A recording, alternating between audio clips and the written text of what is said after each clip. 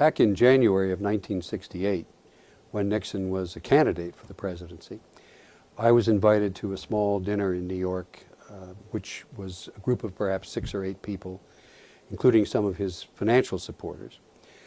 I was there partly because of a strong substantive interest in issues which I knew he was going to get involved with in the campaign.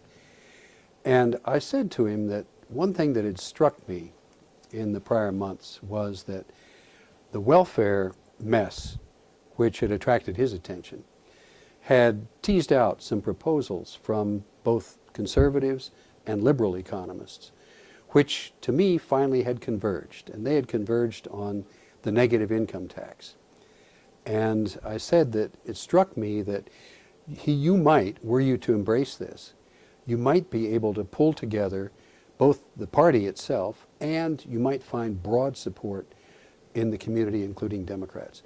And I added to that that I thought there'd be strong support as well within the party for a volunteer military.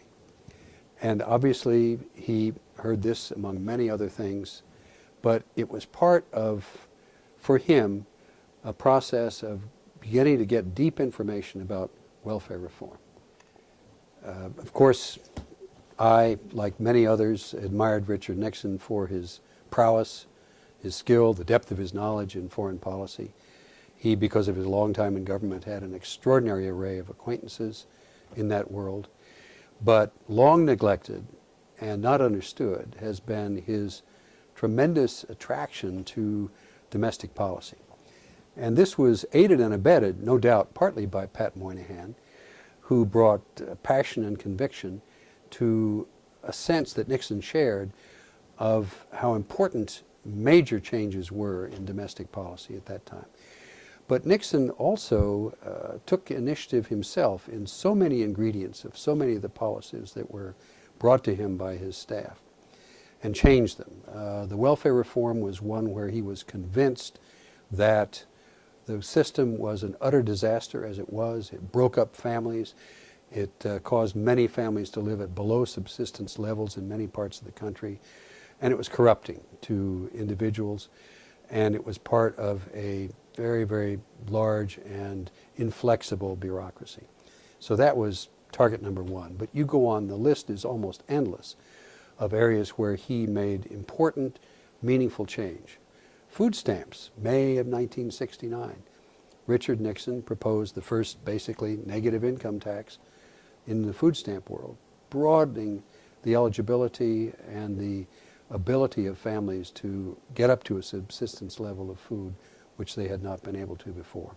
The family assistance plan was an income maintenance plan which basically set a floor, a federal floor, under the incomes of families and individuals.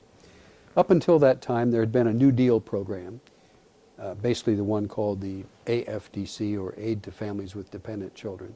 That was a state and county, state and local plan where the feds paid a part of the price tag. But all the standards were set in effect by states. The benefit levels varied wildly from state to state, from $30-some a month in Mississippi to $261 or $270 a month in New Jersey. So FAP, as it came to be called, would have provided initially a floor of $1,600 for a family of 4. Sounds like nothing today, but again, going back to 1969, that was not a small number. It would have provided a floor under income. Most importantly, though, it would have had a couple of key elements about work.